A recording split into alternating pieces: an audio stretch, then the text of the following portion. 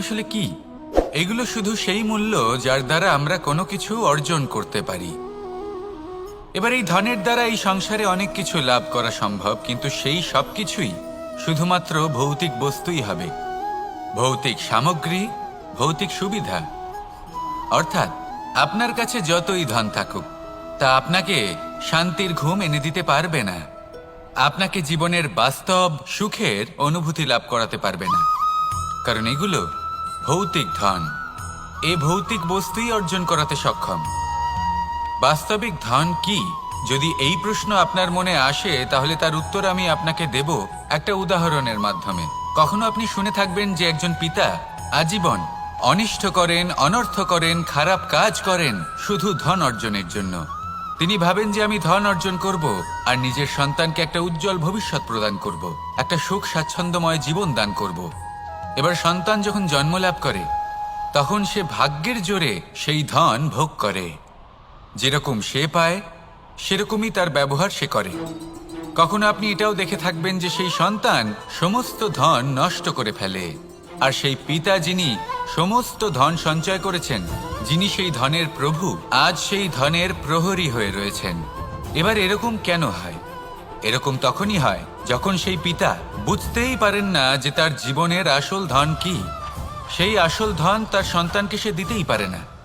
যদি পিতা তার সন্তানকে কর্মের জ্ঞান দিতে পারেন, উচিত কোনটা অনুচিত কোনটা সেই শিক্ষা দিতে পারেন, সংস্কারের প্রকৃত শিক্ষা দিতে পারেন, তবে সেটা ধনের থেকে অনেক বেশি গুরুত্বপূর্ণ। এটাই হলো জীবনের বাস্তব ধন। আপনি সেই কথা তো অবশ্যই শুনে থাকবেন, কুসন্তান হলে ধন সঞ্চয় করে কি হবে, সুসন্তান হলে ধন সঞ্চয় করে কি হবে।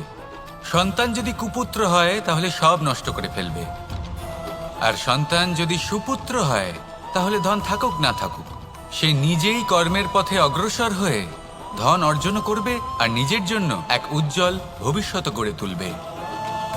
তাই সন্তানকে সম্পদ দেওয়ার আগে কর্মের জ্ঞান দান করুন, সুশিক্ষা দিন, কারণ এটাই হলো জীবনের প্রকৃত ধন।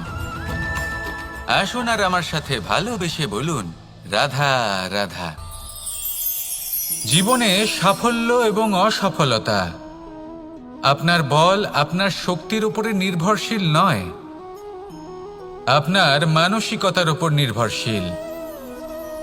যদি কোনো ব্যক্তি দৃঢ় নিশ্চয় করে নেয় তাহলে সে কখনো হারে না। যদি কেউ হার মেনে নেয় তাহলে সে কখনোই জিততে পারে না। শেষ পর্যন্ত কি হয়? এই ভাবনাই সত্য হয়ে সামনে চলে আসে, আর এই ভাবনাই পরবর্তীকালে ইতিহাস রচনা করে। সেই জন্য আপনি যদি চান আপনার নাম ইতিহাসে থাকুক, তাহলে দৃঢ় হতে শিখুন।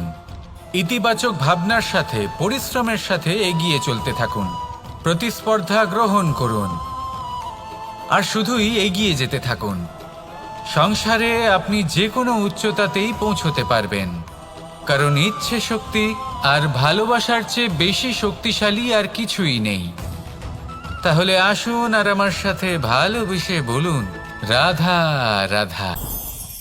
মানুষের জীবন দেখলে এতে সংকটও আসবে, বিপদও আসবে, অনেক সমস্যাও আসবে। কখনো কখনো এমন সময় আসবে যখন আমাদের আপনজনের থেকে সাহায্য চাইতে হয়। আমরা সাহায্য চাই আর তারা সাহায্য করেও দেন, আমাদের সংকট থেকে মুক্তও করে দেন। কিন্তু যখন এই সময় বদলে যায়, যখন সুখের সময় আমাদের জীবনে আসে, তখন আমাদের মনে একটা অহংবোধ জেগে ওঠে। মনে হয় উপকার আবার কি, সেই ব্যক্তি সাহায্য করেছিলেন তাতে কি, উনি তো নিজের কর্তব্য পালন করছিলেন। সেই ব্যক্তি আমাদের ধন দিয়েছিলেন যখন প্রয়োজন ছিল, তো আমরা সেই ধন তো ফিরিয়ে দিয়েছি, উপকার কিসের? এই ভাবনা অনুচিত।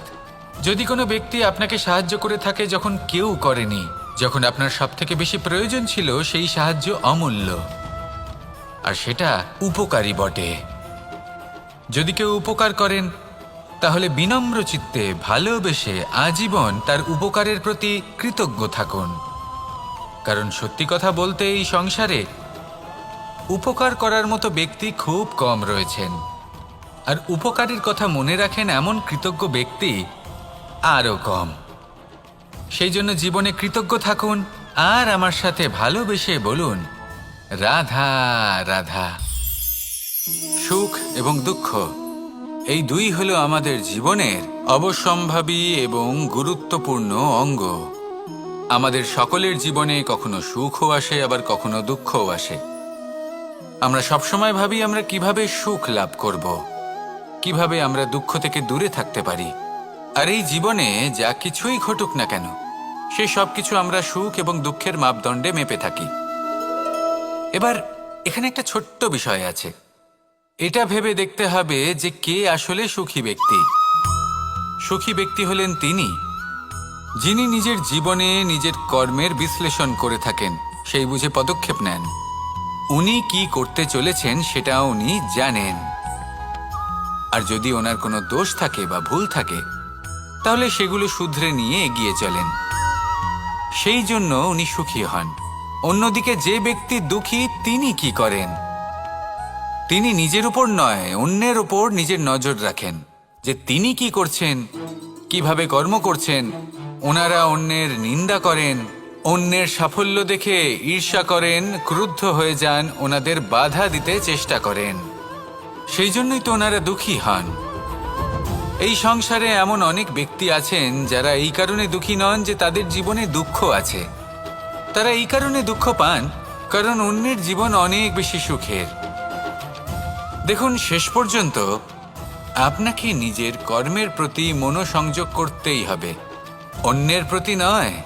কারণ আপনার জীবনে আপনার কর্ম হলো এমন একটা জিনিস যা আপনার নিয়ন্ত্রণে আছে।